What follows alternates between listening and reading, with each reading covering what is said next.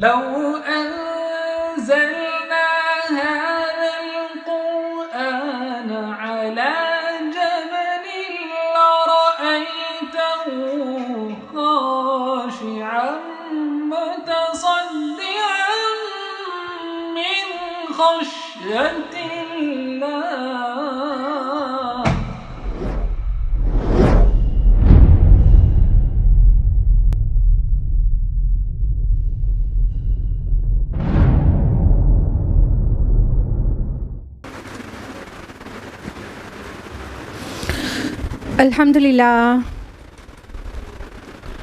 अल्हम्दुलिल्लाह रब्बिल आलमीन वस्सलातु वस्सलामु अला रसूलिहिल करीम व अला आलिहि व अस्हाबिहि अजमईन। अम्मा बअदु अऊज़ु बिल्लाहि मिनश शैतानिर रजीम। बिस्मिल्लाहिर रहमानिर रहीम। शहर रमज़ान अल्लज़ी उन्ज़िला फ़ीहिल क़ुरआन हुदल लिन्नास व बय्यिनातिम मिनल हुदा वल फ़ुरक़ान। बिस्मिल्लाहिर्रहमानिर्रहीम। रब्बि इश्रह ली सदरी व यस्सिर ली अमरी वहलुल उक़दतम मिन लिसानी यफ़क़हू क़ौली। मेरे अज़ीज़ सामईन, दर्स कुरान मजीद में आप सबका तहे दिल से खैर मक़दम है। अस्सलामु अलैकुम व रहमतुल्लाहि व बरकातुहू। उम्मीद है आप सब भी बखैर व आफ़ियत होंगी। ओके, अल्हम्दुलिल्लाह। अल्लाह ताला आपको आफ़ियत में रखे, खुशहाल रखे और अल्लाह ताला आपको दुनिया और आखिरत दोनों में कामयाबी अता करे। आमीन या रब्बल आलमीन। तो मेरे साथ कुरान मजीद के दर्स में कौन सी सूरा चल रही थी? जी बिल्कुल, सूरा शुआरा। और लास्ट टाइम हम लोगों ने आयत नंबर 104 तक कर लिया था और आयत नंबर 105 ऑनवर्ड्स आज हम लोग कंटिन्यू करेंगे।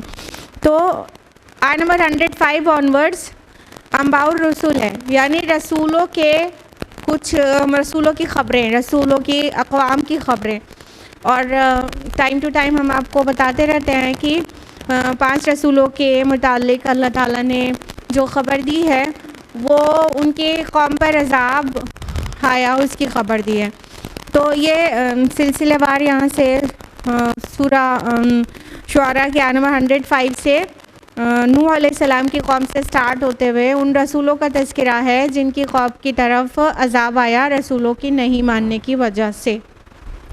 तो लेट्स स्टार्ट विद आयत नंबर 105। अऊज़ु बिल्लाहि मिनश शैतानिर रजीम। बिस्मिल्लाहिर रहमानिर रहीम। कज़्ज़बत कौम नूहिल मुरसलीन। झुटलाया नूह की कौम ने रसूलों को। इस रुकू का आगाज़ कहाँ से हो रहा है कि नूह अलैहिस्सलाम की कौम ने रसूलों को झुटलाया। सबसे पहली बात यह है कि कज़्ज़बत आया है जो कि फेमिनिन जेंडर है, मुअन्नस का सीगा है, तो इसलिए आया है क्योंकि कौम मुअन्नस है और कौम का नाम भी होगा तो वो भी मुअन्नस होगा, इसलिए कज़्ज़बत आता रहेगा। और कहा कि नूह अलैहिस्सलाम की कौम ने रसूलों को झुटलाया। अब बज़ाहिर तो ऐसा मालूम होता है कि नूह अलैहिस्सलाम अपने आप में एक रसूल हैं और उनकी कौम ने उनको झुटला दिया, तो एक रसूल को झुटलाने के बाद तो होना चाहिए मुरसलीन क्यों कराया, जमा का सेगा क्यों आ रहा है कि रसूलों को झुटलाया। उसके कई इंटरप्रिटेशंस हैं, जो सबसे ज़्यादा प्रोमिनेंट ओपिनियन है वो यही है कि रसूलों को झुटलाने का मतलब अगर एक रसूल को भी झुटलाया जाए तो सारे रसूलों को झुटलाना हो गया। क्यों? क्योंकि जो अल्लाह ताला की तरफ से बुनियादी दावत रसूल लेकर आए वो सब की एक ही थी। तो अगर एक कौम पीछे के कई रसूलों को मानती और फिर बाद में एक रसूल को झुटला देती है, उसने गोया हक़ को ऐसा झुटलाया कि उसके पहले भी जो वही बात हक़ थी उससे पहले भी, तो उन सब को भी झुटला दिया। तो एक रसूल को भी झुटलाना, एक रसूल की भी तकज़ीब करना सारे रसूलों की तकज़ीब करने के बराबर है। लिहाजा नूह अलैहिस्सलाम की कौम ने अपने रसूल नूह अलैहिस्सलाम को झुटलाया तो गोया उससे पहले के रसूलों को भी सबको झुटला दिया, क्योंकि वो एक कॉमन मैसेज लेकर आए थे। और आज की कोई भी कौम अगर एक रसूल को खाली झुटलाती है, बाकी सारे रसूल पर ईमान लाती, जैसे कि ईसाई 2 रसूलों को झुटलाते हैं और बाकी सारे रसूलों और नबियों पर ईमान लाते हैं, जैसे कि यहूद, तो भी वो सबकी तकज़ीब है, क्योंकि जो माना जा रहा है वो रेशियल क्रीड हो गया, वो नस्ली अकीदा हो गया। जिसको माना जा रहा है उनके आबा उसको मानते थे इसलिए मान रहे हैं, क्योंकि अगर हक़ को पहचान के माना जाएगा तो फिर बाद के रसूल और आखिर रसूल सबकी दावत में जो चीज़ कॉमन है वो चीज़ इंसान पहचान जाएगा। तो जिसका ज़ाती ईमान होगा तो फिर वो हर रसूल को मानेगा, किसी एक की भी तकज़ीब करने की हिम्मत नहीं करेगा।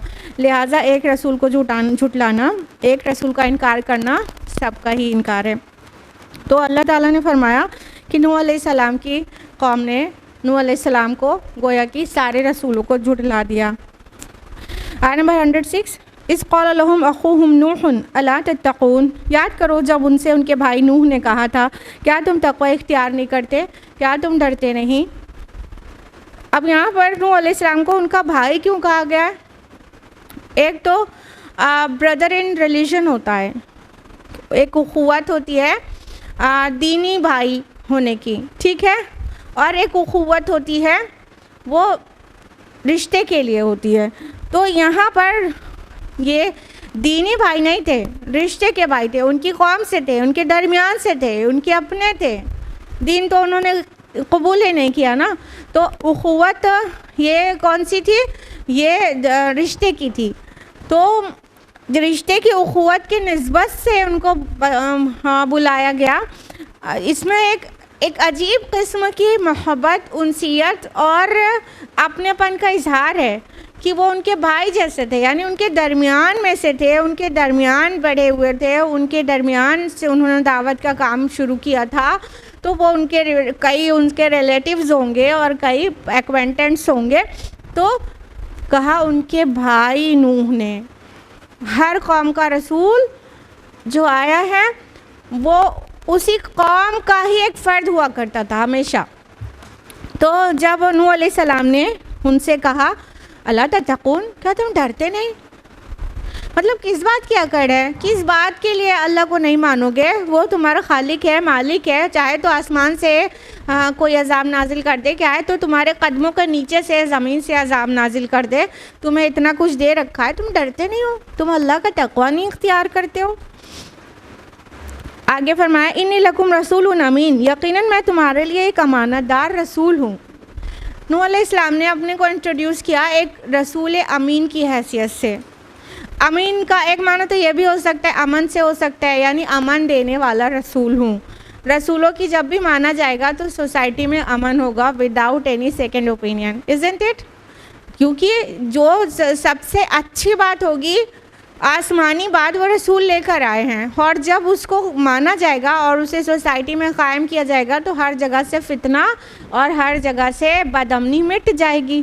तो एक तो अमन देने वाला रसूल हूँ ये भी माना ले सकते हैं, और एक अमीन अमानत से भी ले सकते हैं कि मैं तुम्हारे दरमियान एक अमानतदार रसूल हूँ। कहने का मतलब कि रसूल ख़ियानत नहीं किया करते, रसूल अल्लाह के नाम पे झूठ नहीं बोला करते, वो जो अल्लाह के पास से उन्हें मिला होता है वो बेकामो कास्त पहुंचा देते हैं। तो अमानतदार इस माना में भी कि मुझे जो कुछ मेरे रब की तरफ से रिसीव हुआ है ना उसमें से कुछ बढ़ाया है और ना कुछ छुपा लिया है, घटाया है, बल्कि एज़ इट इज़ तुम्हें पेश कर दिया है। जो मेरे और तुम्हारे रब का हुक्म था मेरी तरफ वही के ज़रिए से मैंने तुमको एज़ इट इज़ पेश कर दिया है। इसलिए अमानतदार रसूल कहा कि जो मेरे पास आया था वो मैंने तुमको बेकमो कास्त पहुँचा दिया। फ़त्तक़ुल्लाह वातिऊन, बस तुम अल्लाह का तक़वा इख्तियार करो और मेरी इताअत करो। अब ये तक़वा वर्ड रिपीट हो रहा है बहुत बार, बिगनिंग भी हुई, बीच में भी, आगे भी और आगे भी। तो अब क्या कह रहे हैं नूह अलैहिस्सलाम, बस तुम अल्लाह से डरो, यानी मैं तुम्हारे सामने अल्लाह की अदालत बन के आया हूँ। अल्लाह ताला ने मुझे अपना पैगाम देकर तुम्हारे दरमियान में भेजा है। तो अगर तुम अल्लाह के फ़रस्तादा का, उसके पैगंबर का, उसके मैसेंजर का इनकार करोगे तो तुम्हें डरना चाहिए अल्लाह के अज़ाब से।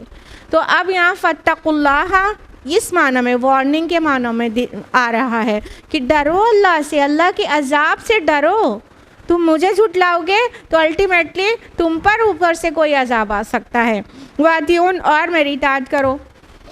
रसूलों के आने का मकसद ही होता है कि अल्लाह के हुक्म से उनकी इताअत की जाए। अदरवाइज़ अगर रसूलों की इताअत ना की जाए तो रसूलों के आने का मकसद ही फौत हो जाता है। इट्स क्लियरली मेंशन्ड इन सूरह निसा, सूरह नंबर 4, आयत नंबर 64। वमा अरसलना मिन रसूलिन इल्ला लियुतअ बिइज़्निल्लाह, हमने कोई रसूल नहीं भेजा मगर सिर्फ इसलिए कि अल्लाह के हुक्म से उसकी इताअत की जाए। यानी अल्लाह ताला रसूलों को भेजते क्यों हैं? ताकि जो लोगों के दरमियान अल्लाह का पैगाम नहीं आया है वो पैगाम देकर भेजा जाए और उस पैगाम को इम्प्लीमेंट कैसे करना है वो करके दिखा दे, तो बाकी लोग उस पैटर्न पर काम करें, उस तरह से ज़िंदगी गुजारें। तो रसूलों की इताअत फ़र्ज़ होती है और रसूल की, जिस कौम में जो रसूल आया उसकी इताअत अल्लाह की इताअत के बराबर है। क्योंकि अल्लाह ताला तो नहीं आएंगे ना कि आप प्रैक्टिकल हमें करके दिखाने कि हमें क्या और कैसे करना है, रसूलों को ही भेजेंगे। रसूलों के पास वही आती है तो रसूल का हर अमल ऊपर से आसमानी गाइडेंस पर होता है, डिवाइन इंस्पिरेशन से होता है। इसलिए रसूल की इताअत बिल्कुल ही फ़र्ज़ होती है और रसूल की इताअत अल्लाह के इताअत के हम पल्ला होती है। और ये भी बहुत क्लियरली मेंशन किया गया सूरह निसा, सूरह नंबर 4, आयत नंबर 80 में, मन युति रसूला फ़क़द अता अल्लाह, जिसने रसूल की इताअत की उसने अल्लाह की इताअत की। तो रसूलों की इताअत, ओबीडियंस इस कद्र इम्पॉर्टेंट है क्योंकि वो अल्लाह का पैगाम लेकर आते हैं और उसी को करके दिखाते हैं, यानी वो रसूल की सुन्नत है और वो रसूल के तरीक़े पर चलना, जिन चीज़ों का ऑर्डर दें उनको मान लेना, उसी से राह रास्त मिलेगी और कहीं से भी नहीं मिलेगी। लिहाजा रसूल सबसे पहले जिन चीज़ों की तरफ लोगों को बुलाते वो ये दो चीज़ होती कि एक तो अल्लाह की इबादत करो, या तो ये कि तक़वा इख्तियार करो फत्तकुल्लाह, और दूसरा वातिऊन, और मेरी इताअत करो। तो रसूल अल्लाह की इबादत भी तभी मुमकिन है जब रसूल की इताअत की जाए, क्योंकि वो अल्लाह की इबादत कैसे करनी है वो भी तो रसूल ही बताएंगे। तो रसूल की इताअत इस दर्जे में फ़र्ज़ है। तो नूह अलैहिस्सलाम ने यही दो बुनियादी चीज़ें कहीं अपनी कौम से, सबसे पहले फत्तकुल्लाह वातिऊन। वमा असअलुकुम अलैहि मिन अज्र, और मैं उस पर तुमसे किसी अज्र का तालिब नहीं हूँ। इन अज्रिया इल्ला अला रब्बिल आलमीन, मेरी उजरत तो अल्लाह रब्बुल आलमीन के ज़िम्मे है। अब नूह अलैहिस्सलाम ने दलील के तौर पर अपनी सदाकत को इस तरह से पेश किया कि क्या मैं तुमसे कोई अज्र का तलबगार हूँ? क्या मैं जो पैगाम तुमको पहुँचा रहा हूँ, जो दावत और इस्लाह की कोशिश कर रहा हूँ, उस पर तुमसे कोई रिटर्न मांगता हूँ? कोई उजरत मांगता हूँ? कोई नजराने मांगता हूँ? कोई चढ़ावे चढ़वाता हूँ? हाँ, कुछ भी मांगता हूँ? नहीं मांगता। तो ये एक तरह की दलील है हक़ होने की, क्योंकि रसूल हमेशा अल्लाह ताला की बात को पहुंचाते हैं और बे उजरत पहुंचाते हैं, उसका कोई वो उजरत नहीं लेते हैं, और कोई नजराने नहीं कबूल करते हैं। और जो बातिल है ना, पीर साहब हो गए, बाबा हो गए, और हर मज़हब के झूठे जो वो होते हैं मज़हबी ठेकेदार, झूठे जो होते हैं, आप उनकी लाइफ को अगर देखें तो जब से वो ये काम शुरू करते हैं तब से लेके फिर प्रेजेंट तक आप देखें तो उनकी लाइफ बहुत ज़्यादा लग्जरियस हो चुकी होती है ना। सोने चांदी में तौले जाते हैं, सोने के ताज पहनाए जाते हैं, उनके बेसमेंट्स भरे होते हैं हीरे जवाहरात से, और बहुत सारे नजराने उनको पेश किए जाते हैं। तो उनकी life day by day more and more luxurious होती चली जाती है। ये फेक होने की निशानी हो गई कि वो मादे की वजह से, वो दौलत की वजह से, वो वेल्थ के लालच में ये काम कर रहे हैं, तभी तो उनका बढ़ता चला जा रहा है। लेकिन रसूलों की लाइफ को देखेंगे, चाहे किसी भी रसूल की और अपने नबी सल्लल्लाहु अलैहि वसल्लम की, तो रिसालत का क्लेम करने से पहले और बाद में जो लाइफ का डिफरेंस आया है कि बाद की ज़िंदगी और गुर्बत में गुजरने लगी और मुश्किल में गुजरने लगी। पहले की लाइफ अच्छी थी, अच्छी इन द सेंस पहले की लाइफ ज़्यादा मालो दौलत में थी, बाद की लाइफ में और माल कम हो गया। तो ये अपने आप में एक दलील है सदाकत की, क्योंकि अगर झूठा होता कोई तो उसका दुनियावी मालो असबाब बढ़ता चला जाता, और रसूलों का ऐसा बिल्कुल भी नहीं होता है। तो इसको दलील के तौर पर नूह अलैहिस्सलाम पेश कर रहे हैं। क्या मैं तुमसे कुछ उजरत मांगता हूँ? क्या नजराने मांगता हूँ? क्या चढ़ावे चढ़वाता हूँ? नहीं ना। तो मेरा अज्र तो अल्लाह के ज़िम्मे है जो रब्बुल आलमीन है, यानी मैं तुम्हारी तरफ से थोड़े से मैं थोड़ी नहीं चाहता हूँ, मुझे तो अल्लाह ताला अज्र देंगे जो तमाम जहानों के रब हैं, उसके ज़िम्मे हैं। तो ये रसूल की सदाकत का एक दलील भी होती है। यानी अगर कोई इंसान कंफ्यूज ही है कि क्लेम किया गया है रिसालत तो सही है कि नहीं, तो उसकी पहले की लाइफ और बाद की लाइफ उठा कर देख ले, अभी साफ़ हो जाएगा कि एक्चुअली हक़ पर है इंसान की नहीं। जो रसूल हो या दाई हक़ हो उसकी लाइफ में मुश्किलें बाद में और ज़्यादा रहती हैं, बहुत हार्डशिप्स में ज़िंदगी गुजारता है, बहुत सारे ताने सुनने पड़ते हैं, बहुत सारी तकलीफ़ें उठाने पड़ती हैं और उससे मुश्किलात में ज़िंदगी गुजरती है। और फिर रसूल तो मतलब कि दाइयों से बहुत ऊपर हायर लेवल पर वो दावत का काम करते हैं, इसलिए उनकी लाइफ में क्राइसिस बाद में बढ़ती चली जाती है, मादी क्राइसिस, ठीक है, मैटर और वेल्थ और दुनियावी असबाब के हिसाब में देखें तो, और लाइफ में क्राइसिस आ जाती है। तो उन्होंने इस बात को दलील के तौर पर रखा। फिर कहा फत्तकुल्लाह वातिऊन, बस तुम अल्लाह का तक़वा इख्तियार करो और मेरी इताअत करो। अब इस बात को दोहराने में एक बहुत बड़ी हिकमत है, यानी अब दलील भी दे दिया गया तुमको, अब बात को वाज़ेह कर दिया गया कि मैं अल्लाह का सच्चा रसूल हूँ और ये मेरे सच्चा होने की दलील भी है। अब तुम पर हर चीज़ वाज़ेह होने के बाद अब तो होश में आ जाओ, अब अल्लाह के गज़ब को भड़काओ मत। फत्तकुल्लाह, बस अल्लाह का तक़वा इख्तियार करो, बस अल्लाह से अब तो डरो। हाँ, वातिऊन, और मेरी इताअत करो। ये वातिऊनी जो नून पर ज़ेर है ये या को रिप्लेस किए हुआ है, वातिऊनी है, या हटा दिया गया तो नून पर ज़ेर आ गया, वातिऊन, और मेरी इताअत करो। तो रसूलों की इताअत बिल्कुल मैंडेटरी है, अभी इससे पहले भी बताया। तो उन्होंने इस बात को दोहरा दिया कि अब तुम पर वाज़ेह हो गया कि मैं सच्चा रसूल हूँ, बस अब तो तुम अल्लाह के गज़ब को ना भड़काओ, उससे डरो और मान जाओ मेरी बात और मेरी इताअत में लग जाओ। यही रास्ता है तुम्हारी हिदायत का और कामयाबी और उखरवी सरबुलंदी का। क़ालू अनुमिनु लका वत्तबअकल अरज़लून, उन्होंने कहा क्या हम तुम्हारी बात माने जबकि तुम्हारी पैरवी करने वाले घटिया लोग हैं। अब देखिए, हर रसूल के साथ ऐसा है कि जब रसूल अपनी दावत लेके खड़े होते हैं तो सबसे पहल सोसाइटी के जो पुअर क्लास है, जो सोशल स्टेटा होता है ना, लोअर अपर, तो ये जो लोअर क्लास होता है वो सबसे पहले अट्रैक्ट होता है। उसकी बहुत सारे साइकोलॉजिकल रीजंस भी हैं, बहुत सारी और रीजंस भी हैं। बहरहाल हर रसूल के जो पहले ईमान लाने वाले लोग होते हैं उनमें उनकी अक्सरियत जो है गरीबों पर और छोटे मोटे काम करने वाले जो जिनका उनका छोटा कारोबार होता है, सोसाइटी में छोटे काम करते हैं, वो उन लोगों पर बेस्ड होती है। तो ऐसे ही नूह अलैहिस्सलाम के साथ भी हुआ, ऐसे ही नबी सल्लल्लाहु अलैहि वसल्लम के साथ भी हुआ और रसूलों के साथ भी ऐसा ही होता है।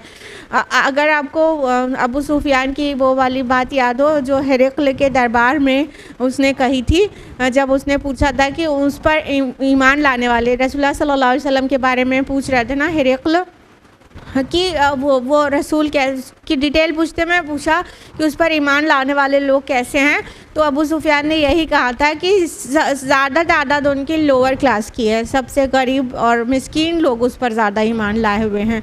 तो क्या इस बात का सिंबल ही होता है कि जो रसूल बरहक़ है उसके जो फर्स्ट फॉलोअर्स होंगे वो लोअर क्लास, पुअर क्लास और बहुत ज़्यादा वेल्दी लोग नहीं होंगे। तो नूह अलैहिस्सलाम के साथ भी ऐसा ही था तो जो उनकी कौम के ठाकुर थे, जो उनकी कौम के वाइट कॉलर पीपल थे, जो हाई स्टेटा से बिलोंग करते थे, जो एलीट क्लास था, वो कहने लगा कि हम तुम्हारी बात माने।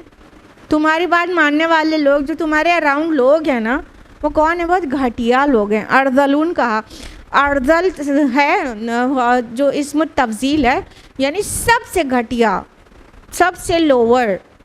अर्ज़लून तुम्हारे अराउंड हैं, इतने घटिया और नीच। माज़ल्ला मोमिनीन को कहा, या उनसे उससे मुराद था उनका कि सोसाइटी का जो पुअर क्लास है, जो लोअर क्लास है, वो आपका फॉलोअर है। हम आपको आपकी बात माने तो इनके साथ उठना बैठना पड़ेगा, इनके साथ होना होगा, और ये हमारे स्टेटस को बिल्कुल भी सूट नहीं करेगा कि हम इनके साथ बैठें।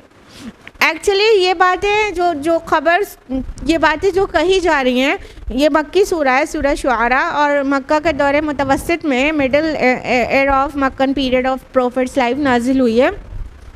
और रसूलुल्लाह सल्लल्लाहु अलैहि वसल्लम को भी एग्जैक्टली इसी बात का सामना था कि लोग कह रहे थे, जो मक्का के मुशरिकीन थे, जो एलीट क्लास था वहाँ पे, वो नबी सल्लल्लाहु अलैहि वसल्लम से यही बात कह रहा था कि तुम्हारे जो फॉलोअर्स हैं ना, वो बहुत नीचे लोग हैं, घटिया लोग हैं। पहले इस भीड़ को अपने पास से हटाओ, तब हम आपकी मजलिस में आके बैठेंगे, आपकी बात सुनेंगे। पहले इनको हटाओ। तो सूरा कहफ में उसको एड्रेस किया गया, सूरा अनाम में उसको एड्रेस किया गया कि वो इनके पास से नहीं हटेंगे। या नबी, आप इनको अपने पास से हटाइएगा मत, अपने से दूर मत करिएगा, ये अल्लाह के ज़िक्र में होते हैं। तो नूह अलैहिस्सलाम के भी जो फर्स्ट फॉलोअर्स थे, वो लोअर क्लास से थे, वो बहुत वेल्दी लोग नहीं थे, बहुत शानदार लोग नहीं थे। तो जो शानदार अपने को समझते हैं, वो उनके साथ बैठने में उनको कबाहत होती थी। Also they must have thought कि इनके साथ जो लोग हैं, उनके साथ आने में हमारा फ़ायदा क्या है। देखिए, जो लोग मादा परस्त और दौलत परस्त हैं, वो हर बात में मादी फ़ायदा और नुकसान देखते हैं। तो वो ये भी सोचते होंगे कि इनके साथ बैठने से, इनके साथ आने से हमें मिलेगा क्या। ये लोअर क्लास लोग हैं, इनके साथ हमें कुछ भी ना स्टेटस में हमारे कुछ इजाफा होगा, ना मालो दौलत में, ना बिज़नेस में, ना किसी चीज़ में। तो वो मादी फ़ायदा देख रहे थे। तो कह रहे थे ये जो लोग हैं, ये बड़े घटिया लोग तुम्हारे साथ होते हैं, हम इनके साथ आके बैठें, ये हमारी शान को सूट नहीं करता। और अगर हमारे प्यारे नबी से कहा गया था कि अगर तुम्हारी दावत वाकई सच्ची होती, तुम सच्चे रसूल होते, तो तुम्हारे अर्दली में कोई फ़रिश्ता होता, और अल्लाह को रसूल बनाना ही था तो मक्का और ताइफ के 2 शहरों में किसी अमीर आदमी को, किसी बड़े ठाकुर को बनाया होता। तुम्हें मिले थे, मतलब यतीमी में बचपन गुजरा तुम्हारा और तुम्हें मिले थे। तो ये सब हमारे नबी सल्लल्लाहु अलैहि वसल्लम को सुनना पड़ता था। तो नूह अलैहिस्सलाम की कौम का जो अभी अंजाम बताया जाएगा, जो उनकी कौम के मुतालिक के ख़बर दे के इनको सुनाया जा रहा है कि देखो, कल को यही किब्र किया था नूह की कौम ने, उनका क्या अंजाम हुआ तुम पहले से भी जानते हो। फिर कुरान ने वाज़े कर दिया वो नूह अलैहिस्सलाम की कौम का क्या हुआ था। ये ख़बर पूरी दुनिया में बहुत पहले से भी आम थी, और अभी भी कुरान ना पढ़े जो भी, उसको भी पता ही रहती है ना कि उनकी कौम की इतना बड़ा फ्लड आया था कि पूरी कौम गर्क हो गई थी, उसमें सिर्फ नूह अलैहिस्सलाम के फॉलोअर्स बचे थे। तो ये मक्का के मुशरिकीन को, जो हमारे नबी सल्लल्लाहु अलैहि वसल्लम को प्रोसिक्यूट कर रहे थे, उनको ये सुनाया जा रहा है, उनको बताया जा रहा है, देखो यही बातें उन नूह की कौम ने भी कही थी, फिर उनका क्या अंजाम हुआ तुम देख लो। तो वो जो मोमिनीन थे नूह अलैहिस्सलाम के ऊपर ईमान लाए हुए, उनको अर्ज़लून कह रहे थे।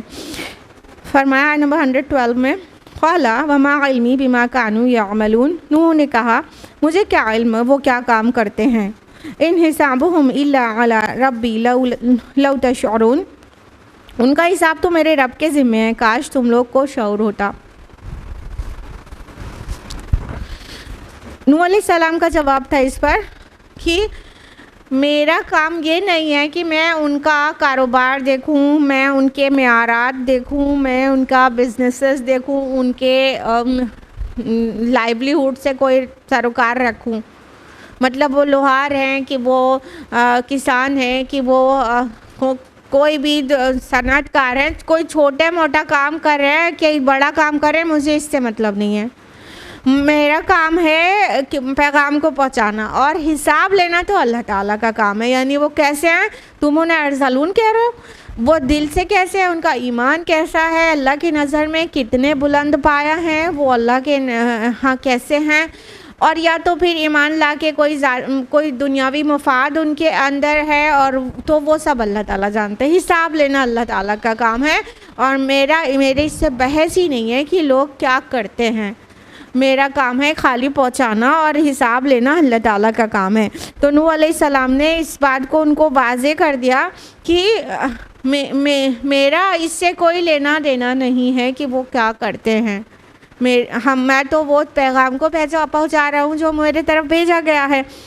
ऐसे ही नबी सल्लल्लाहु अलैहि वसल्लम के साथी थे वो खबाब बिन अरत रज़ियल्लाहु अन्हु, वो लोहार थे पेशे से, हाँ।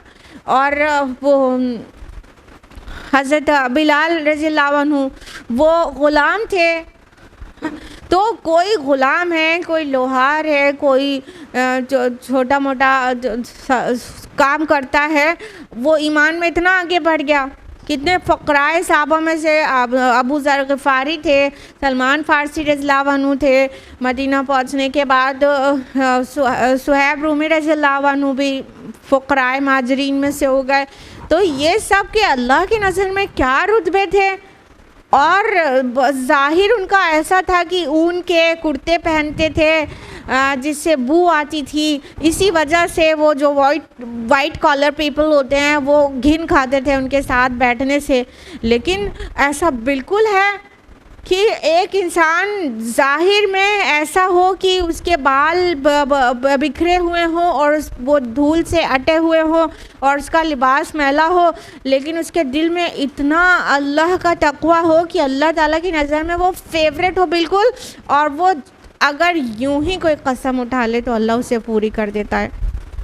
तो अल्लाह ताला हमारे जिस्मों को, हमारे फिगर्स को नहीं देखता, अल्लाह ताला हमारे दिल और हमारे आमाल को देखता है।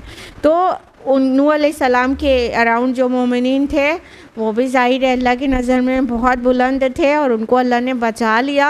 और नबी सल्लल्लाहु अलैहि वसल्लम के अराउंड जो फ़क़राए सहाबा थे वो उनके भी इतने बड़े बड़े मर्तबे हैं कि हम लोगों को रश्क करना चाहिए उनकी फ़कीरी पर भी।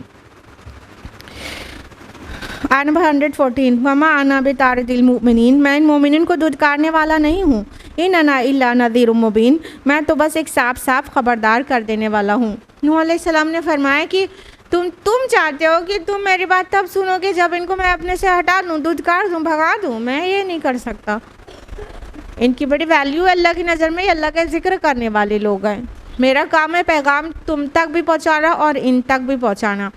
और मैं वो नहीं हूँ कि तुम्हारी दौलत और शोहरत और तुम्हारे मर्तबे को देखकर तुम्हारे पीछे पीछे भागूं और इनको धुतकार दूं।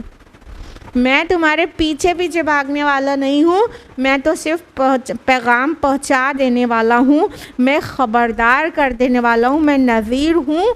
नज़ीर माना होता है वार्नर, ख़बरदार कर देने वाला। तो मैं तो अल्लाह की तरफ से तुम्हारे लिए नज़ीर हूँ, वार्नर हूँ, तुमको वार्निंग दे रहा हूँ। हाँ, रसूलों की सिफ़ात होती ना दो सबसे इम्पॉर्टेंट, बशीर और नज़ीर, खुशखबरी सुनाने वाले और ख़बरदार करने वाले। तो खुशखबरी तो मोमिनीन के लिए होती है, हाँ, और वार्न करने वाले जो नहीं माने उनके लिए होते हैं। तो यहाँ पे तो खाली नज़ीर बोला उन्होंने, मैं नज़ीर हूँ अल्लाह की तरफ से। मतलब तुम सोच रहे हो कि मैं तुम्हारे पीछे पीछे भागूं और तुम्हें बुलाने के लिए, तुम्हें अपने अराउंड बैठा के बात सुनाने और अल्लाह का पैगाम पहुंचाने के लिए इनको धुतकार दूं, तो ये नहीं होगा। और ये बात कब ये आयात नाजिल हो रही हैं, जब सेम सिचुएशन चल रही है मक्का में।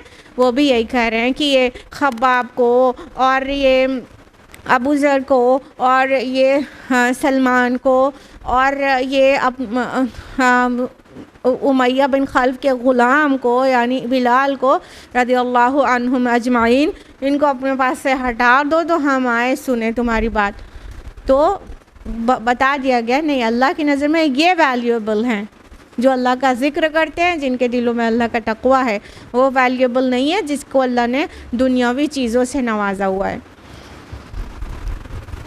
नंबर 116 क़ालू लम तंतही या नूह लतकूनन्ना मिनल मरजूमीन। उन्होंने कहा, ए नूह, अगर तुम बाज ना आए तो हम तुम्हें संगसार कर देंगे। अब जब कुछ नहीं बन पड़ा तो नूह अलैहिस्सलाम दावत दे के समझा के उनको थक गए। अब वो क्या धमकी देने पर आमादा हो गए नूह अलैहिस्सलाम की कौम कि अगर तुम बाज नहीं आए, यानी अब ना तुमने ये काम नहीं छोड़ दिया, ये जो दीन लेकर आया उसको प्रोपेगेट करना और हमको तंबी करना, तलकीन करना और वार्निंग्स देना, ये नहीं छोड़ दिया, तो हम क्या करेंगे कि हम तुम्हें संगसार कर देंगे। यहाँ पे मरजूमीन वर्ड आया ना, ये रजम से है। रजम मीन्स स्टोनिंग होती है ना, हम पत्थरों से मार के मार डालना। तो मरजूमीन, तो हम तुमको क्या करेंगे, पत्थरों से मार के मार डालेंगे। ये धमकी दे रहे हैं। तो नूह अलैहिस्सलाम को भी ये धमकी दी गई और बहुत सारे रसूलों को भी जान से मारने की धमकी दी गई है, बहुत सारे। इब्राहिम अलैहिस्सलाम को भी ये कहा गया कि आग में एक तो पहले डाल भी दिया गया, फिर भी कुछ नहीं हुआ, तो हम इब्राहिम तुम यहाँ से चले जाओ, नहीं तो फिर हम तुम्हें जान से मार देंगे, तुमको रजम कर देंगे, तुमको हलाक कर देंगे। इब्राहिम अलैहिस्सलाम से भी कहा गया, नूह अलैहिस्सलाम से भी कहा गया। और आपको ठीक से पता है कि रसूलुल्लाह सल्लल्लाहु अलैहि वसल्लम के भी जान के पीछे पड़े हुए थे कुफ़ार, और आप सल्लल्लाहु अलैहि वसल्लम को हिजरत ऐसे मिराकुलसली पेश आई कि सबके सामने से निकल के चले गए, किसी को नज़र नहीं आए। तो रसूल चूँकि होना एक बड़े रुतबे की बात है, नबी को कत्ल किया गया है लेकिन रसूलों को कत्ल नहीं किया गया है। तो नूह अलैहिस्सलाम रसूल थे, हाँ, उनको नहीं कत्ल कर पाए। और नबियों को कई बनी इसराइल में कितने नबियों को यहूदियों ने इसराइलियों ने कत्ल किया, बहुत सारे ना, तो लेकिन रसूलों को नहीं। तो यहाँ पे उन्होंने धमकी तो दे डाली थी कि हम तुमको पत्थरों से मार के ख़त्म कर देंगे, या तो तुम अपने इस हरकत से बाज आ जाओ। माज़अल्लाह वो क्या कर रहे थे, अल्लाह की तरफ बुला रहे थे, उनकी आखिरत में जहन्नम में जाने से बचा रहे थे। और क्या कर रहे थे, क़ाल रब्बि इन्न क़ौमी कज़्ज़बून, उन्होंने फ़रियाद की, ए मेरे परवरदिगार, मेरी कौम ने मुझे झुठला दिया। फ़फ्तह बैनी व बैनहुम फ़तहा, तो अब दो टुक फ़ैसला फरमा दे मेरे और उनके माबैन। वनज्जनी व मन मई मिनल मुमिनीन, और नजात दे मुझे और जो मेरे साथ हैं अहले ईमान में से। जब उनकी कौम ने उनको आखिर दम तक झुठलाया तो नूह अलैहिस्सलाम ने क्या कहा, मतलब यहाँ पर एक बेबसी और फरियाद का हमें एहसास करना चाहिए कि नूह अलैहिस्सलाम कर रहे हैं, या अल्लाह पाक मेरी कौम ने मुझे झुठला दिया है। और फिर फ़ैसला मांग लिया कि अब मेरे और मेरे कौम के दरमियान फ़ैसला कर दें। आपको यहाँ पर छोटे से स्टोरी में बताया गया, और अगर आपको लग रहा है कि बस उन्होंने पहली बार दावत दी, पहली बार इनकार किया और नूह अलैहिस्सलाम ने अल्लाह के हुजूर फरियाद कर दी, तो ये बहुत गलत एस्टिमेशन है। सूरा आराफ पढ़ें, सूरा हूद पढ़ें, सूरा यूनुस पढ़ें और सूरा नूह पूरी की पूरी पढ़ें, तो आपको पता चलेगा कि नूह अलैहिस्सलाम ने बहुत ज़्यादा दिन तक उनके दरमियान में दावत का काम किया, स्ट्रगल किया है। अब आप लोग हमें बताएंगे कि कितने साल नूह अलैहिस्सलाम ने दावत का काम किया? 950 साल, 950 साल, अप्रॉक्स मिलेनियम। इतना ज़्यादा टाइम तक वो समझाते रहे। सोचिए हम और आप जो हैं, जब चाहते भी हैं अल्लाह के दीन की दावत करना, किसी की इस्लाह करना, एक बार हमने कहा, इनकार हुआ, या तो रिजेक्ट कर दिया गया या झुठला दिया गया, अरे तुम तो ऐसे, और फिर दूसरी बार तीसरी बार हम साल 6 महीने में एकदम से बिगड़ के बैठ जाते हैं कि वो तो उनको तो सुनना है नहीं। अब हमको नहीं बोलना है उनसे, इतने दिन से समझा रहे हैं, साल 6 महीने में हम लोग हारने लगते हैं। ज़रा इमेजिन कीजिए 950 साल अल्लाह का एक बंदा समझा रहा है। ये उनकी उम्र नहीं है, ये उनका दावती पीरियड है। कुरान ने इस तरह 950 साल को मेंशन किया कि उन्होंने 950 साल अल्लाह की तरफ बुलाया है। ये उनकी एक्चुअल उम्र नहीं है जिसमें से आप शुरू के 40 साल निकाल दें और फिर उसके बाद काउंट करें। 950 साल से ज़्यादा की उम्र उन्हें दी गई थी। 950 साल दावत का काम किया उन्होंने, ये कुरान ने मेंशन किया है। तो इतने सालों के बाद फिर ये फरियाद किया है कि अल्लाह मेरी कौम ने मुझे झुटला दिया है, नहीं मान कर नहीं दे रही है। अब वो वक्त आ गया है कि अब मेरे और मेरे कौम के दरमियान में फ़ैसला कर दे। यहाँ पे फ़फ्तह बैनी व बैनहुम फ़तहा आया है। फ़तह माना क्या होता है? फ़तह मीन्स क्या होता है? खोलना होता है। तो यहाँ पे जो फ़तह फ़ैसले के माना में आया है वो इस तरह कि जब कोई चीज़ खोली जाती है ना तो फैसला हो जाता है ना। हाँ, डिफ्रेंशिएट कर देती है ना चीज़ें जब खोली जाती है, जब खोलते हैं तो फ़र्क हो जाता है। तो यहाँ पर ये जो फ़फ्तह पस तू खोल दे, वो फैसला करने की माना, बस तू फैसला कर दे। अब चीज़ों की गिरोह को खोल दे। अब जो उलझी चीज़ें जब खुल जाती हैं तो फैसला हो जाता है। तो अल्लाह ताला से कहा कि अब आप मेरे और मेरी कौम के दरमियान फ़ैसला कर दीजिए और फरमाया कि मुझे और मोमिनीन को मेरे साथ नजात दीजिए। इसमें आपसे आप वो बात आ गई और जो नहीं माने उसे पनिश कर दीजिए, क्योंकि 950 साल से वो वार्निंग्स दे रहे हैं कि नहीं मानोगे तो ये अंजाम होगा, नहीं मानोगे तो ये अंजाम होगा, और मान कर नहीं दे रहे हैं। तो कोई भी रसूल अपनी कौम के लिए बदुआ करने या अपनी कौम की तबाही की दुआ करने या फरियाद करने में जल्दी कभी नहीं करता। बहुत लेट करके ये बात ज़ुबान से निकलती है रसूलों के कि अल्लाह पाक अब फैसला कर दीजिए। और सूरा नूह पढ़ेंगे तो उसमें आएगा ना कि ऐसा मांग भी क्यों रहते हैं। अल्लाह पाक की रूए ज़मीन पर रह भी गए तो अपने जैसे कट्टे काफिर पैदा करेंगे, इसलिए अब इनसे पाक कर दीजिए रूए ज़मीन को। वो इसलिए मांग रहे थे कि अब इनके अंदर अच्छाई की या इनके अंदर हिदायत को कबूल करने की कोई रमक बाकी रह ही नहीं गई है। हम और आप ये कभी नहीं कह सकते ना, हम लोग इतने स्मॉल स्केल पर पैगाम को पहुंचाते हैं कि हम इत्माम हुज्जत का भी कर ही नहीं सकते, मर भी जाए तो ना। रसूल इत्माम हुज्जत कर देता है, तब उसके ऊपर ये कहना ज़ेब देता है कि अब इनके अंदर हिदायत की रमक नज़र ही नहीं आती, अब ये कचड़ा ही हैं, अब इनको ठिकाने लगा ही दीजिए मेरे अल्लाह ना। हम और आप ये कभी नहीं कर सकते, कभी भी नहीं कह सकते। हम लोग इतनी नाक़िस दावत पहुंचाते हैं कि हम कैसे क्लेम कर सकते हैं कि हमने हुज्जत तमाम कर दी। हम कभी क्लेम नहीं कर सकते, हम बस पहुंचा सकते हैं पैगाम को। तो रसूल भी बहुत देर करके, बहुत लेट ये दुआ कर देता है, जब बिल्कुल बहुत पानी सर के ऊपर हो जाता है, कौम बहुत सता डालती है और बात वाज़े हो जाती है कि अब इनमें हिदायत की तलब इनमें से एक बंदे के अंदर भी नहीं है, तब रसूल के दिल से ऐसी बददुआ भी निकल जाती है। तो नूह अलैहिस्सलाम ने कहा कि बस अब आप फैसला कर दीजिए और मेरे साथ मोमिनीन को नजात दीजिए। मतलब ज़ाहिर है जो बाकी नहीं मान रहे उनके ऊपर अपना अजाब ले आइए। आयत नंबर 119, फ़अनजयनाहु व मन मअहु फ़िल फ़ुल्किल मशहून। तो हमने नजात दी उसको भी और उनको भी जो उसके साथ थे एक भरी कश्ती में।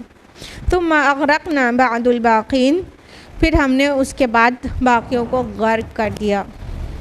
तो अल्लाह ताला ने वो दुआ कबूल की और उनकी मोहलत अमल जब ख़त्म हो गई थी तभी ये चीज़ हुई, क्योंकि हर एक का एक मोहलत अमल है, जब तक वो बाकी रहती है अज़ाब नहीं आता है। तो अल्लाह ताला ने जब इतने साल अपने प्यारे रसूल की दावत पर ना मानने, हर धर्मी करने और उसको सताने और मुसलमानों को तमस्खुर का शिकार बनाने और तरह तरह के तमाशेबाजियाँ करने और उन्हें परसिक्यूट करने, टॉर्चर करने, कि सारी चीज़ से जब गुजरी है कौम, उसके बाद अल्लाह ताला ने फ़ैसला कर दिया। और आपको बाकी सारी स्टोरी पता है, यहाँ पर सबको हज़फ कर दिया गया है कि ज़ाहिर है नूह अलैहिस्सलाम को अल्लाह ताला ने हुक्म दिया कश्ती बनाओ, उन्होंने कश्ती बनाई, फिर उसमें सबको चढ़ाया मोमिनीन को, और जानवरों का भी एक एक पैर उसमें रखा गया, एकदम अच्छी तरह से कश्ती भर दी गई। और फिर बारिश, आसमान से बारिश बरसी, ज़मीन ने पानी उगला, यहाँ तक कि पूरा एरिया गर्क़ाब हो गया। ये लोकल फ्लड थी, वो जो एरिया था वो पूरा पानी से भर गया। और इतनी बड़ी फ्लड का बहुत जगह पर हिस्ट्री में भी बहुत जगह पर इसे मेंशन किया जाता है कि एक बहुत बड़ी फ्लड आई थी। तो ये वो फ्लड जो कौम नूह पर आए थे, ये वो था और सबको गर्क कर दिया। यहाँ तक कि नूह अलैहिस्सलाम का एक बेटा भी उसमें गर्क़ाब हो गया। यानी अल्लाह ताला का उसूल बेबाक है कि और रसूल के हाथ तक में ये नहीं है कि जो अल्लाह का बागी हो उसको अपने रिश्तेदारी की वजह से वो बचा सके। तो कौन से पीर फ़कीर, कौन से गुनाहगार हो और बुरे काम करने वालों को कैसे बचा पाएंगे, जब नूह अलैहिस्सलाम के हाथ में ये नहीं था कि वो अपने ही बेटे को बचा पाएँ अल्लाह के अज़ाब से ना। तो वो बाकी लोग सब गर्क हो गए, वो सब आपको पता है। अल्लाह ताला आगे फरमा रहे, स्टोरी के एंड में 2 आयत आ रही हैं जो कि हर स्टोरी के साथ आती रहेगी इस सूरा में। इन्ना फ़ी ज़ालिका लआया वमा काना अक्सरुहुम मुमिनीन, यकीनन इसमें एक बड़ी निशानी है लेकिन उनकी अक्सरियत ईमान लाने वाली नहीं है। यानी कि अब अहले मक्का के लिए कहा जा रहा है स्पेशली और जनरली सारी दुनिया के लिए कि अगर नूह अलैहिस्सलाम और उनकी कौम की स्टोरी बयान की गई तो इसमें एक बहुत बड़ी निशानी है।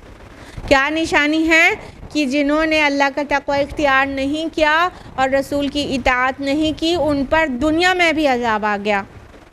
तो अल्लाह के अज़ाब से कोई अपने को बचा नहीं सकता अगरचे गज़ब खुदाबंदी को भड़का दे। तो इस स्टोरी में निशानी है।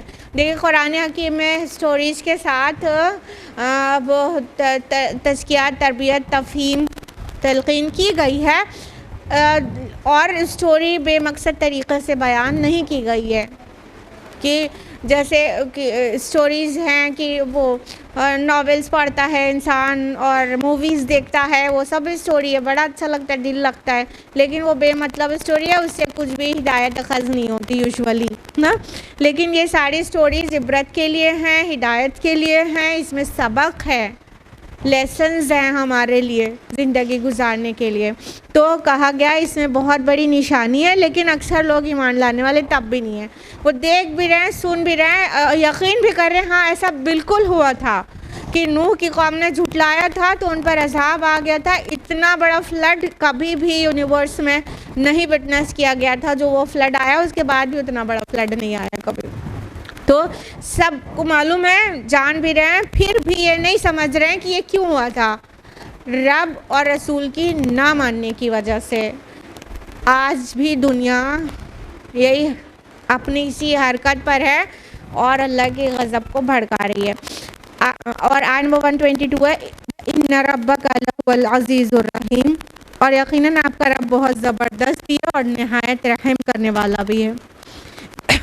ये 2 आयत और रसूलों के भी स्टोरीज़ क़सस आते रहेंगे, उनके बाद ये दोनों आयत रिपीट होती रहेगी। क्या फरमाया? और आपका रब बहुत ज़बरदस्त भी है, अज़ीज़ भी है और रहीम भी है। ये अल्लाह ताला के 2 ब्यूटीफुल नेम्स आए यहाँ पर। अल अज़ीज़ द एब्सोल्यूट अथॉरिटी, ज़बरदस्त, एक ऐसी क़ुव्वत जिसके ग्रिप में सब कुछ है, उसको अज़ीज़ कहते हैं, जिसके कंट्रोल में सब हो और वो अथॉरिटी हो। तो अल्लाह ताला एब्सोल्यूट अथॉरिटी है, ज़बरदस्त है। यानी तुम अल्लाह को नाराज़ करोगे तो तुम उसके गिरफ्त से बच नहीं सकते। तो खुसूसन अल अज़ीज़ ना मानने वालों के लिए यहाँ पर मेंशन किया गया। फिर साथ में कहा कि वो अर्रहीम भी है, बहुत मेहरबान, बहुत रहम करने वाला। ये मान लेने वालों के लिए कहा गया कि तुम्हारी पिछली लाइफ चाहे जितनी गुनाहों से सनी हुई थी, तुम अब तौबा कर लोगे, तुम अब ईमान ले आओगे, अब अपने अमाल की इस्लाह कर लोगे तो अल्लाह को रहीम पाओगे। तो जो ना माने वो डरे इस बात से कि अल्लाह अल अज़ीज़ है, बहुत ज़बरदस्त है, and he is an absolute authority, कि उसे अपनी मर्ज़ी को करने में कोई रोकने वाला नहीं है। तो उन्हें डरना चाहिए जिनको नहीं मानना है, और जो मान गए हैं उन्हें खुश होना चाहिए कि वो रहीम भी है। पीछे चाहे जितने हमारे गुनाह थे अल्लाह माफ़ कर देगा अगर हम अब अपने अमाल को संवार लेने के लिए तैयार हो गए हैं। नंबर 123 में अब another story is going to be started. कज़्ज़बत आदुल मुरसलीन, कौम आद ने रसूलों को झुटलाया।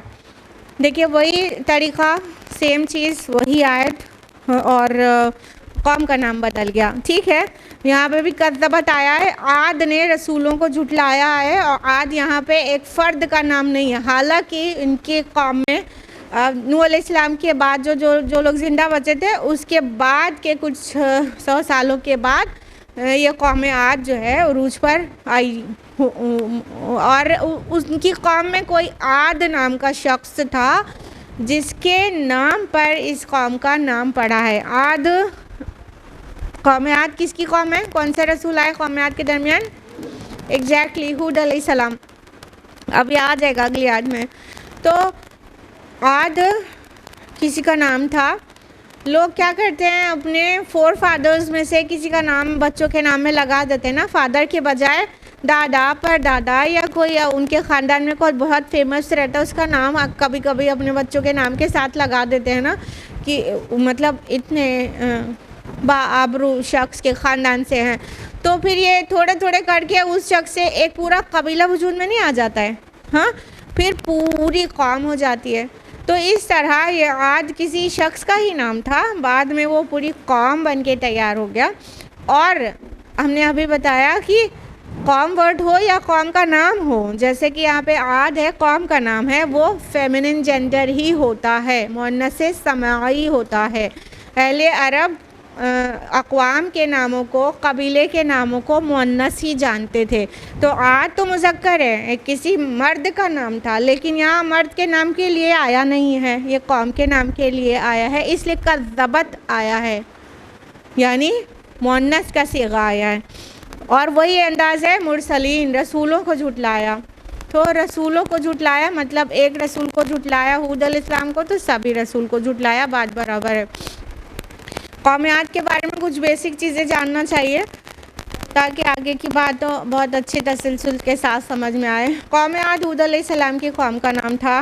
नूह अलैहिस्सलाम के कश्ती में जो लोग सवार थे वो बाद में जो उन्होंने ज़मीन में जगह बनाई और बड़े, उनमें से ही मतलब ये कौम थी, उन्हीं के प्रोजेनी से। और ये इनको अल्लाह ताला ने जिस्म में फरावानी दी थी, यानी ये बहुत लहीम शहीम कदावर लोग होते थे, बहुत बहुत हाइटेड, और बहुत ज़्यादा हाइट होती थी उनकी, और बॉडीली बहुत फिट और बहुत मजबूत थे। साथ में वो उनकी इमारतें मशहूर है, इरम ज़ातिल इमाद, वो सुतूनों वाले इरम, उनके बारे में इस तरह से मेंशन किया गया। तो इनकी इमारतें बहुत मजबूत होती थी, और ये पिलर्स वाली इमारत बनाने में पहले लोग थे, मतलब पिलर देके इमारतें बड़ी शानदार और बहुत मजबूत इमारतें बनाते थे। अब चूँकि उनको अल्लाह ताला ने जिस्म में इतनी ताकत बढ़ा के दी थी, तो जाहिर है जो जिस्म की क़ुव्वत है वो कहीं पे भी लगेगी तो कितना ग्रेट वर्क होगा ना। तो इमारतें बनाने में ये बहुत ज़्यादा बहुत मतलब जिस अपने आप को सिविलाइज्ड समझते थे, बहुत टेक्नोलॉजी कहना चाहिए उस दौर के टाइम के हिसाब से उनकी टेक्नोलॉजी बड़ी एडवांस थी और बहुत ताकतवर लोग थे। तो अब उनके दरमियान अल्लाह ताला ने हूद अलैहिस्सलाम को भेजा, लेकिन उन्होंने वही, उनकी मेजॉरिटी ने वही किया जो कौम नूह ने किया था, यानी रसूल की मान कर नहीं दी। तो उन पर उनकी ख़बर को सुना के अहले मक्का को ये बताया जा रहा है कि तुम हमारे रसूल को झुटला रहे हो, तुम अपने आप को बड़े ताकतवर समझते हो, कुछ भी नहीं हो। कुछ भी नहीं हो आज के सामने। जिस तरह की उनकी ताकत, वजाहत, हशमत और उनकी बिल्डिंग्स और उनका पिलर्स होते थे, वो उसके मुकाबले में तुम कहीं स्टैंड नहीं कर रहे हो।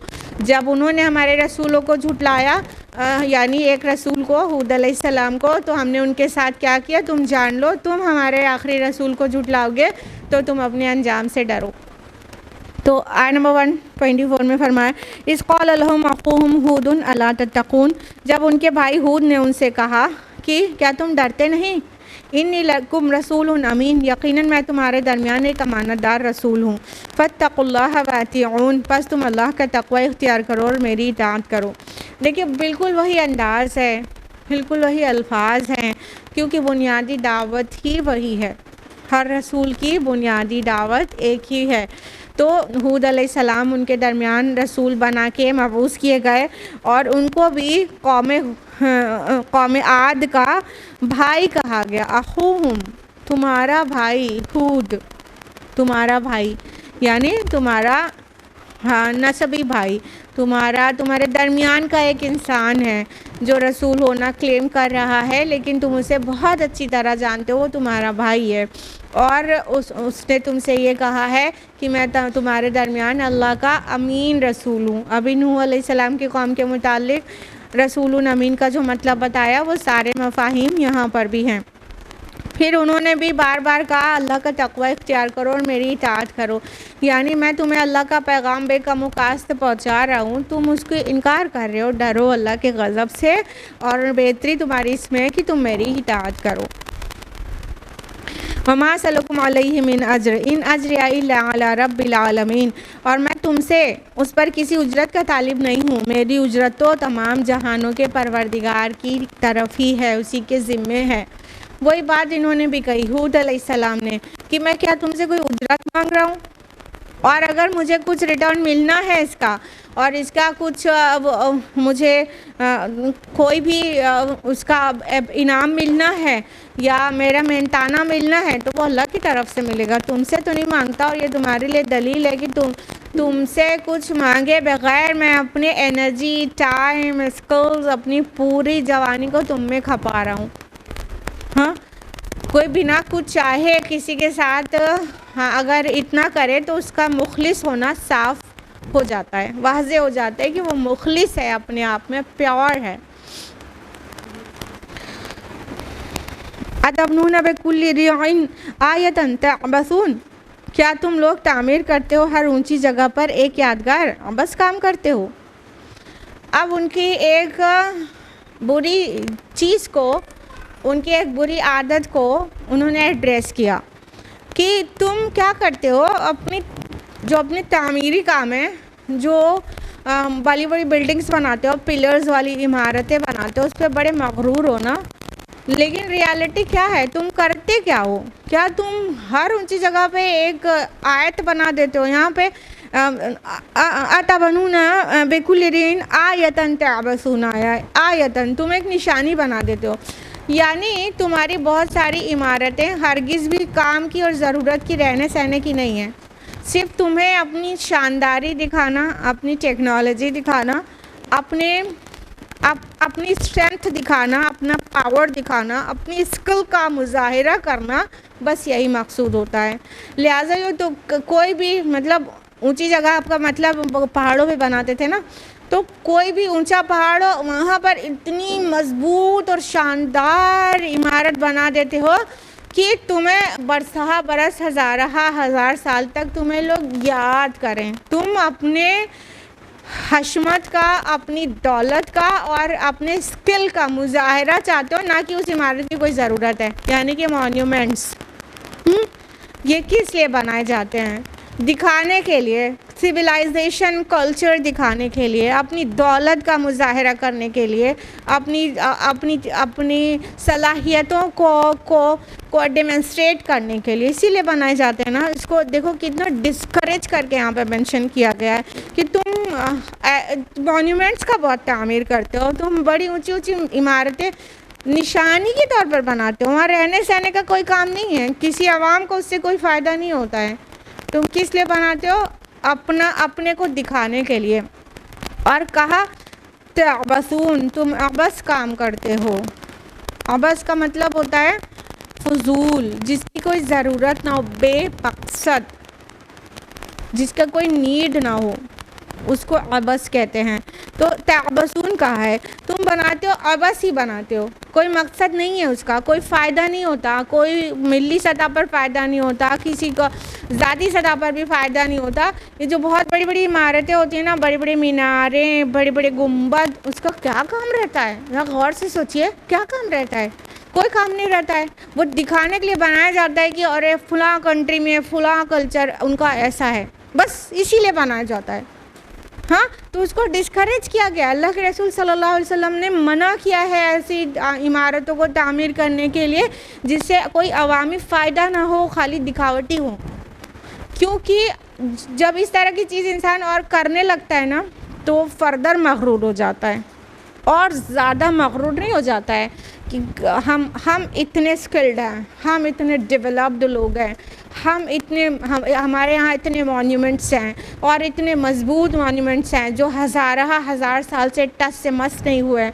तो इससे इंसान और ज़्यादा मगरूर हो जाता है और अपनी सलाहियतों का बेजा मुज़ाहिरा करते करते वो अकड़ के बिल्कुल बागी हो जाता है।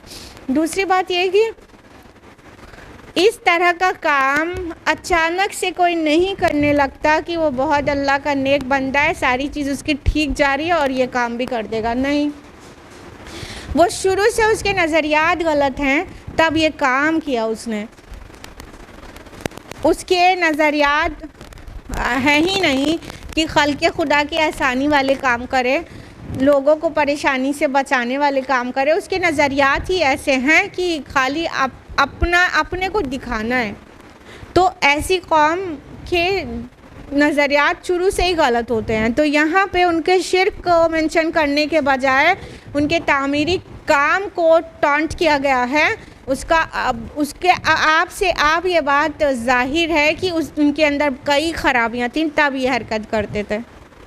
कई ख़राबियाँ थी, नज़रियाती ख़राबियाँ थी, तो ये हरकत वो करते थे।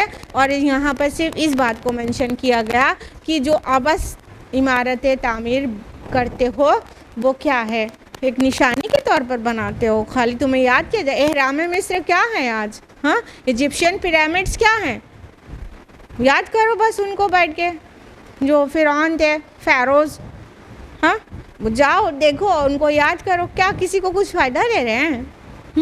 और तो इस तरह से पिछली कौमें बहुत बहुत ताकतवर कौमें अपने बहुत बहुत मॉन्यूमेंट्स बना के गई, और अल्लाह ने किस तरह उसको रातों रात रेत में तब्दील कर दिया, वो आगे पता चली जाएगा कि आद का क्या हुआ था।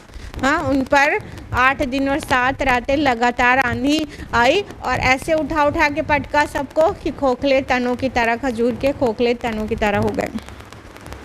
वतत्तखिज़ून मसानिअ लअल्लकुम तख़लुदून, और तुम बनाते हो ऐसे शानदार महल कि शायद तुम्हें हमेशा उसमें रहना है। यानी एक तो ऐसे इमारतें तामीर करते हो जिसका कोई काम ही नहीं है, या तो फिर ऐसे महल और ऐसे इमारतें बनाते हो जिसमें रहते तो हो सही, लेकिन इतना मजबूत इतना शानदार बनाते हो जैसे लगता है तुमको हमेशा रहना ही है। भाई इंसान कितने साल जीता है, समटाइम्स वह मजबूती और घर की शानदारी में इतना फजूल खर्ची करता है कि जैसे लगता है उसे हमेशा रहना है। अल्लाह ताला तो यही बात कह रहे हैं इसके जवाब में, हाँ, कि इंसान ज़्यादा ही मजबूती को कंसीडर करने लगे जब, और जब ज़्यादा ही शानदार बनाने लगे, तो इसका यही मतलब तो है ना, मर के नहीं जाना है क्या?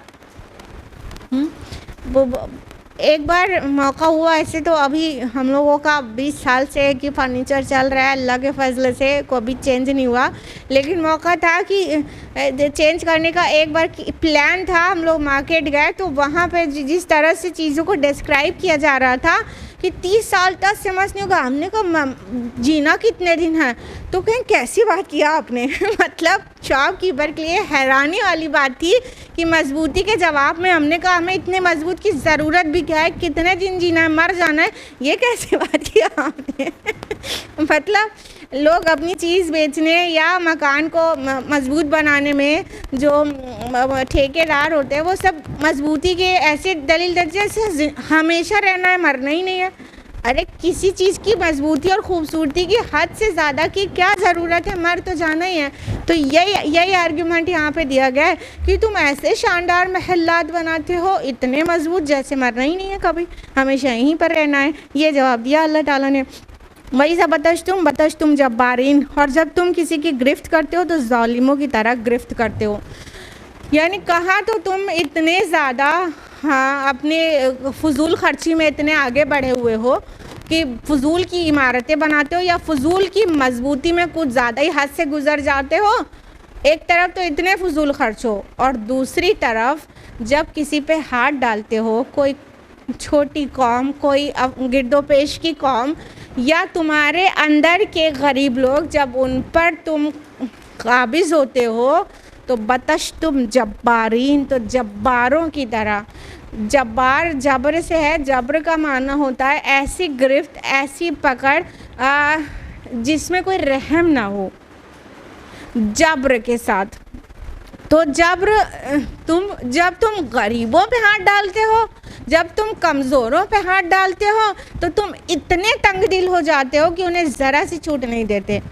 हाँ, और जब तुम अपनी दौलतों की नुमाइश करते हो तो भूल जाते हो कि ये तुम क्या कर रहे हो। एक तरफ दौलत की नुमाइश, दूसरी तरफ गरीबों के ऊपर जुल्म। ये करती है वो कौम जो बहुत ज़्यादा अल्लाह की तरफ से नवाजी गई हो और अल्लाह को भूल गई हो। हाँ, यही करते हैं अपनी अब पूरी दुनिया में भी यही हो रहा है। इमारतों की होड़ है कि किसकी कंट्री में कितने जो है स्काई स्क्राइपर्स होते हैं और कितनी सबसे ज़्यादा ऊंची बुलंद इमारतें किस कंट्री में, उसकी होड़ रेस लगी हुई है वर्ल्ड वाइड ना। तो ये देखते हैं कि क्या इमारतें कितनी बड़ी हैं और उनके यहाँ के जो पॉवर्टी लाइन से नीचे लोग होते हैं उनकी हालत देख लो कैसी होती है। हाँ, और इंटरेस्ट ले लेके उन्हें चूस के उन्हें और ज़्यादा दबा रहे होते हैं। ये काम किया था कौम आद ने और अफसोस के साथ आज ये पूरी दुनिया में फिर से हो रहा है। अल्लाह ताला हिफाजत करे। आज के लिए इतना ही रुकेंगे, टाइम अप हो चुका है। अल्लाह ताला से दुआ है कि वो हम सभी को कुरान मजीद पढ़ने, समझने, गौर व फिक्र करने, अमल करने और दूसरों तक पहुँचाने की तौफीक अता फ़रमाए। अल्लाह ताला जुल्म ज़्यादती से बचाए और रसूल की तकज़ीब और नाफरमानी से बचाए। आमीन या रब्बल आलमीन। वाखिर दावाना अनिल हम्दुलिल्लाहि रब्बिल आलमीन। अस्सलामु अलैकुम व रहमतुल्लाहि व बरकातुहू।